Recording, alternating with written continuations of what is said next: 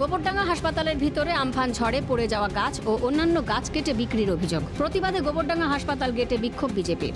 গোবরডাঙ্গা হাসপাতাল জেলা পরিষদের দ্বারা পরিচালিত। বিজেপির অভিযোগ, গাছ দুর্নীতিতে জড়িত শাসক দল। রেশন দুর্নীতি, আমফানে প্রকৃত ক্ষতিগ্রস্তদের টাকা নিয়ে দুর্নীতির পর এবার গাছ দুর্নীতিতে সরব বিজেপি। হাসপাতালে গেটের সামনে বিক্ষোভ কর্মসূচি ও বৃক্ষরোপণ কর্মসূচি বিজেপির। বেআইনিভাবেই গাছ কাটা চলছে, যার কোনো আইনত কোনো কাগজপত্রও নেই। বর্তমান সরকারও দেখুক যে ভারতীয় জনতা পার্টির সৃষ্টির পক্ষে, ধ্বংসের পক্ষে নয়। জ্যান্ত গাছগুলো যে পড়ে দাঁড়িয়ে আছে সেগুলোকে কেটে ফেলা হচ্ছে। জানতে চেয়েছি হাসপাতালের সুপারকে যে আপনি দায়িত্বে আছেন, তা এইভাবে গাছগুলো কাটা হচ্ছে কেন? তা বলছে জেলা পরিষদ দেখছে, জেলা পরিষদকে জানিয়েছি, এটা তো পৌরসভার দায়িত্ব।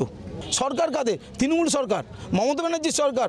মমতা ব্যানার্জি উপর থেকে নিচ পর্যন্ত তোলাবাজিতে চরমসীমা পৌঁছে গেছে। উল্টে হাসপাতালটি জেলা পরিষদ দ্বারা পরিচালিত। পুরসভা বা এর সঙ্গে দলের কোনো যোগাযোগ নেই বলে দাবি গোবরডাঙ্গা পুরসভার প্রশাসক মণ্ডলীর সদস্য শঙ্কর দত্তের।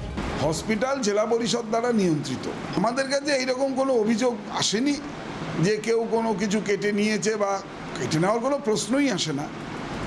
কারণ কোনো সম্পত্তি কেউ কেটে নিয়ে যাবে এই রকম পরিবেশ গোবরডাঙ্গায় নেই। অভিযোগ পাল্টা অভিযোগে শাসক বিরোধী তরজা। বিরোধী দলগুলির অভিযোগ, দুর্নীতি আর তৃণমূল যেন সমর্থক। আমফানের তাণ্ডবের পর কত সংখ্যক গাছ লাগানো হয়েছে তা নিয়ে উঠছে প্রশ্ন। এবার আমফান ঝড়ে ভেঙে পড়া গাছের বখরা নিয়ে কি নাম জড়ালো শাসক দলের? উঠছে প্রশ্ন। উত্তর 24 পরগনা থেকে দেবকুমার দের রিপোর্ট, ক্যালকাটা টেলিভিশন নেটওয়ার্ক।